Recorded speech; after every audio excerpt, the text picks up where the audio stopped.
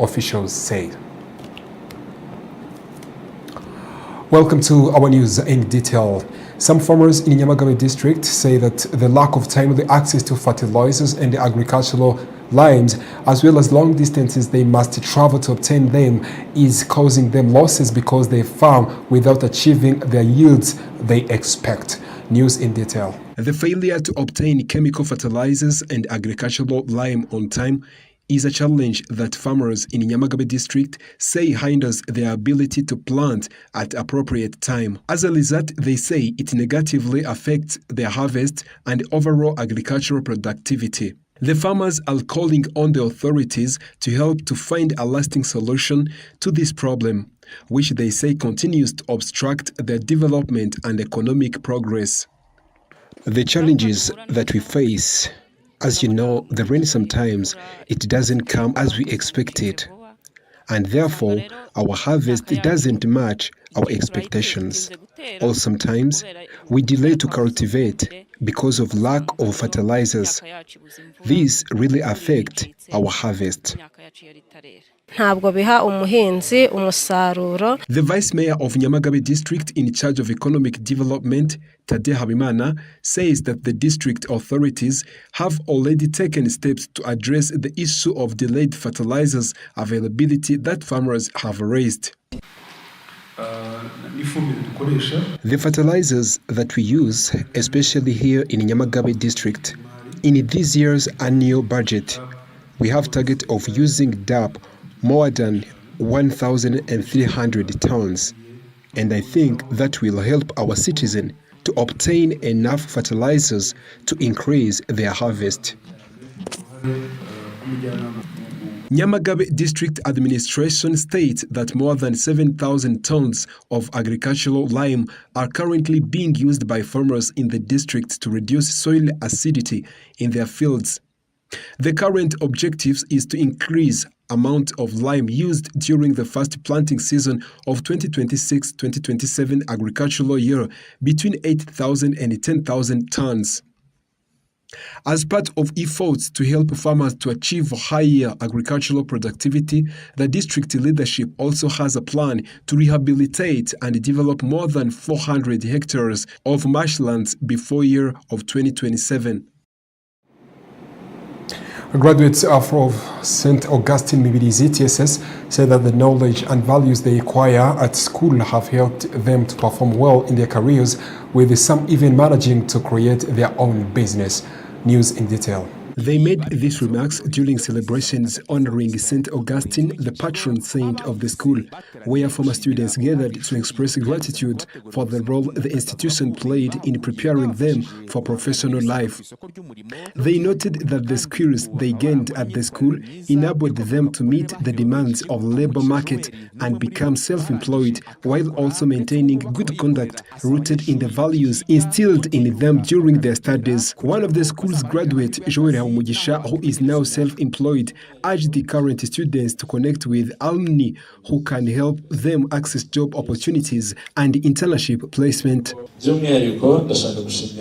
Particularly, I want to thank our school of St. Augustine Mibirizi TSS, because where we are today, it is because of them. When you look to what we achieved, it is because of education we get from here. Some of us have their own companies, and others work in big institutions. Teachers emphasized that the quality education depends on cooperation among all stakeholders, including parents, schools, and students. Uwiringiyimana Justin, representing the teaching staff, stated that student success cannot be achieved without everyone's contribution. However, he reminded the students that they must be willing to learn, accept guidance, and set clear life goals in order to succeed. Education is a joint responsibility. Dear students, you have a responsibility of preserving the good image of our school, St. Augustine Mibirizi. You must have commitment, discipline, and you have the vision in your life. The head of St. Augustine Mibirizi TSS, Father Adalbert Habumugisha, said that the school continues to make progress both in academic performance and in the quality of education it provides. He noted that since 2010, when school students began sitting for national examinations, every student has successfully earned diploma. He added that the school's goal is for at least 50% of graduating students to achieve scores above 80%. According to him, this objective is rooted in the school's mission of nurturing students who possess strong academic knowledge, positive values, and a sense of responsibility toward Rwandan society.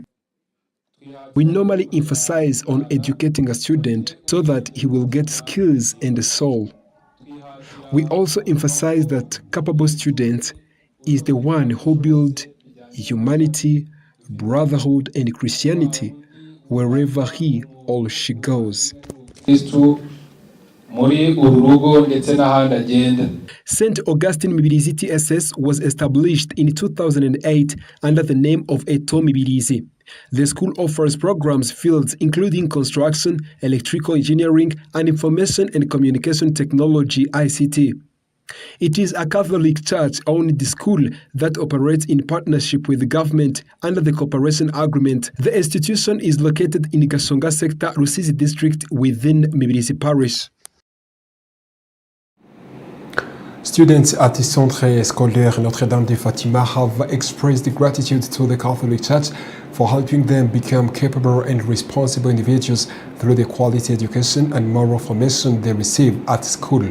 News in detail. The celebration provided an opportunity to recognize the school's contribution to education and to reaffirm its commitment to continuing to provide quality education rooted in cultural values and Christian principles. This was highlighted during Eucharistic celebration, in which students received the sacraments of Christian initiation as an act of thanksgiving to God. Some students used the occasion to thank the Catholic Church for nurturing them academically, morally, and spiritually, enabling them to become capable and responsible members of society. This school of sisters give us the best education. They even teach us about the miracles of Jesus, and we live like it. Because the school is widely recognized for providing quality education, discipline, and Christian values, it attracts a large number of students. This popularity has led to overcrowding in classrooms, which poses challenges to both schools' objectives and the students' learning experience. According to the school's head teacher, Sister Delphine Ingabire, overcrowding remains one of the major challenges facing the institution.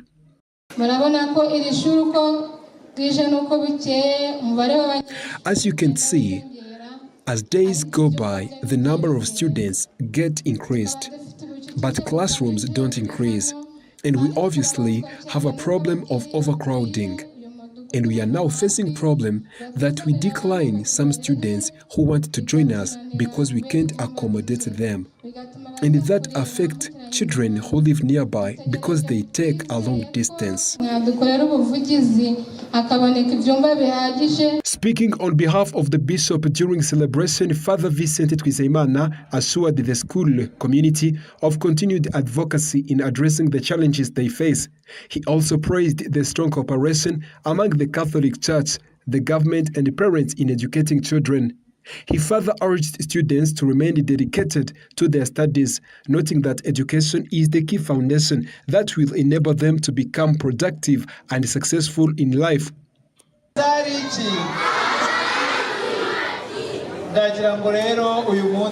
Today, I really want to talk to you, our children. We really love you, and please don't disappoint us. You must listen to your teachers so that you will become useful for the church and the country in general.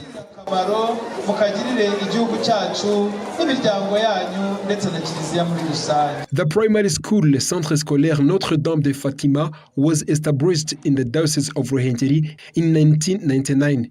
It currently enrolls 1,070 students. His Lordship Vincent Harorimana, the Bishop of Ruhengeri, has designated the 13th of June as the school's official annual celebration day, beginning with next academic year.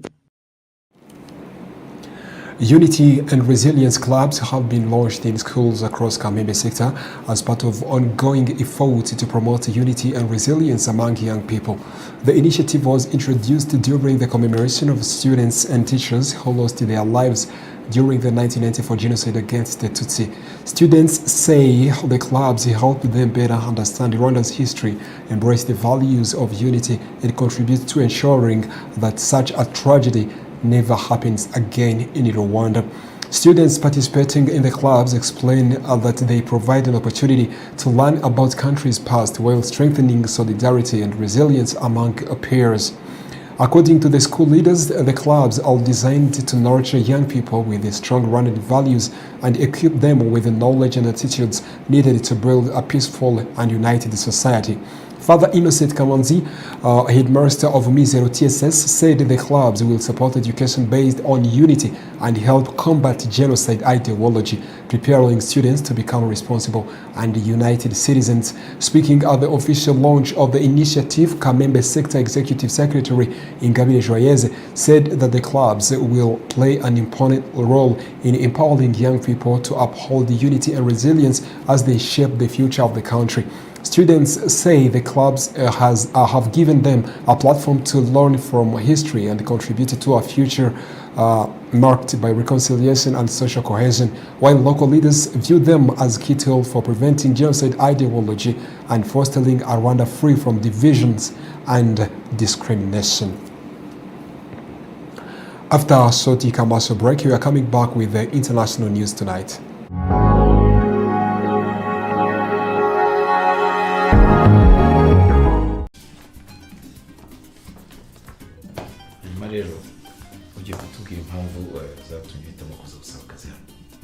Bwa mbere nza gusaba akazi hano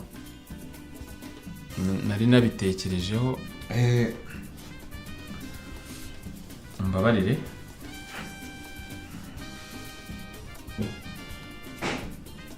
murakoze mu by'ukuri numvaga mfite ubushobozi ndetse n'ubushake. So kutiteguye bihagije nuko utaryama neza. Rwanda Farm, le paradis du matelas.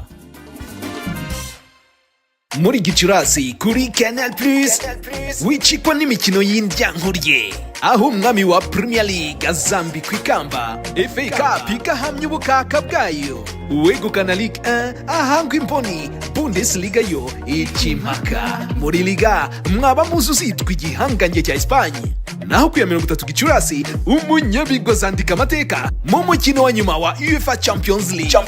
Kuko ugomba kubaho ibyiza bihora kugeza ku ya 31 Gicurasi. Gura bone musanzwe ugura wongereho ibihumbi 2 uhabwa amashani yose ya Canal Plus na DSTV English Plus. Gurira ku mucurizi wemewe no kuri Mobile Money.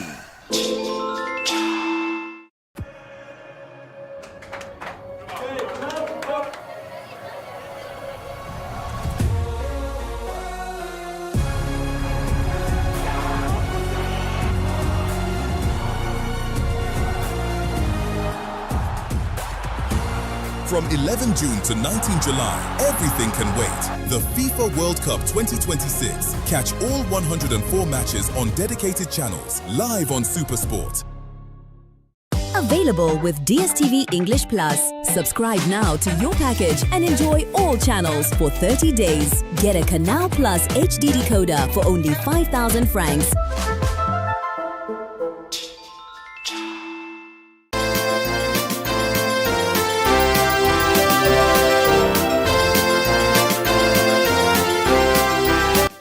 Banyarwanda, rya shuri rikuru ry'abafurere b'abayozefite rikomeje kuba ubukombe mu gushyira ku isoko ry'umurimo abize ubumenyi ngiro bufite ireme. Iryo nta rindi ni St Joseph Integrated Technical College ryongeye gufungura amarembo ku bashaka kuryigamo. Banyeshuri, amahitamo ni ayanyu. Kugeza abanyeshuri bari kwiyandikisha muri Bachelor of Technology, muri Information Technology cyangwa construction technology.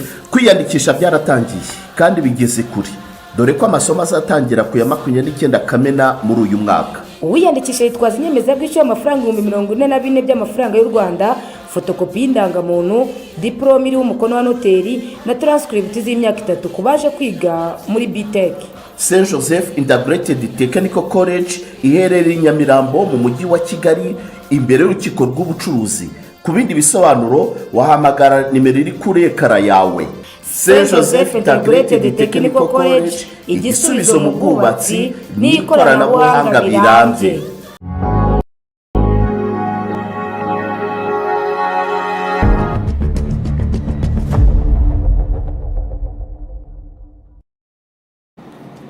Welcome to our international news tonight. A World Cup is not for them as the fans expressed the anger at US travel bans and visa restrictions. For football fans around the world, qualifying for FIFA World Cup is a dream come true, but for many supporters hoping to cheer on their teams in person in the United States of America, the journey is being blocked long before they even reach the stadium. News in detail. For football fans around the world, qualifying for the FIFA World Cup is a dream come true. But for many supporters hoping to cheer on their teams in person in the United States, the journey is being blocked long before they ever reach a stadium. Among them is Iraq football fan Abdul Anan. When Iraq secured the historic place to the World Cup at the end of March, Anan immediately purchased tickets to watch his country's matches against Norway and France in Boston, Philadelphia. For him, attending the tournament represented a once-in-a-lifetime opportunity. He says nothing compares to the feeling of standing in a stadium surrounded by fellow supporters cheering for his nation team. Iraq has only qualified for the World Cup twice in its history, making this moment especially significant for fans. But despite having match tickets, Anan has been unable to obtain a visa to enter the United States. The problem began after rising tensions in the Middle East led the United States to suspend routine consular services in Iraq. As a result, Iraq citizens can no longer complete the required visa interview process within their own country. Determined not to miss the tournament, Anan traveled to neighboring Jordan for a visa appointment. However, he was informed that because he was not a Jordanian citizen, the embassy there could not process his application.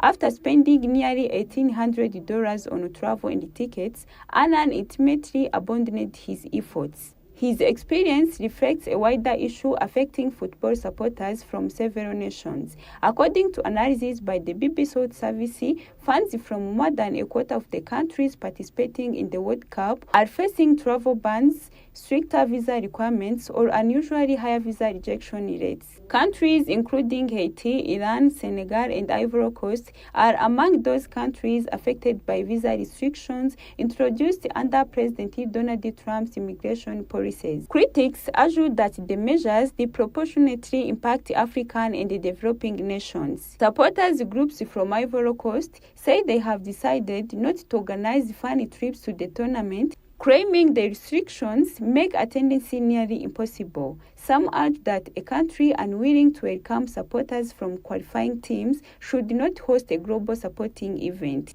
While citizens of 42 mostly wealthier countries can apply online through a visa waiver system, many fans from Africa and other regions must pay significantly higher fees and attend in-person interviews. For supporters like Abdul Anan, the theme of watching their team on football's biggest stage remains out of reach, not because of the game itself, but because of the barriers standing between them and the stadium gates.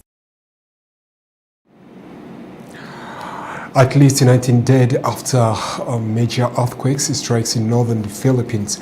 At least 19 people have died after magnitude of 7.8 earthquake struck off the coast of Mindanao Island in the southern Philippines, officials says.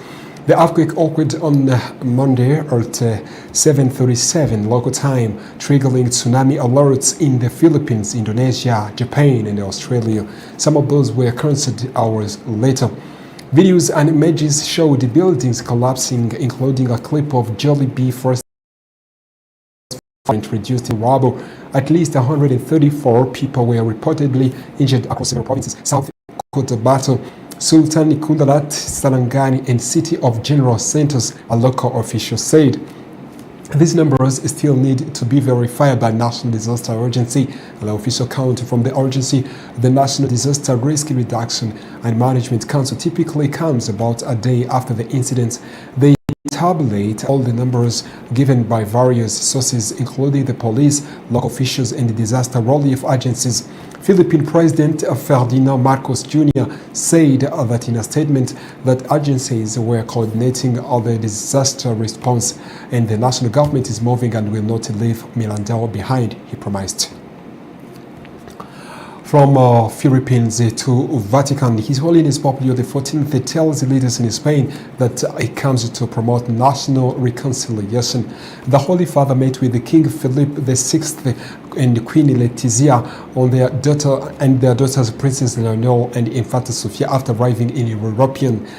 Pope Leo XIV told the government leaders in Spain on 6th of June that he came to the country to confirm and encourage and inspire renewed loyalty of believers to the gospel, as well as a deeper reconciliation and cooperation between the different forces in the nation. The Holy Father landed in Adolfo Suarez Madrid Barajas Airport, after which he moved directly to the royal residence to have talks with the King and the Queen of Spain. And that story brings us to the end of our news edition tonight. But before we come to an end, let's go back to the top stories.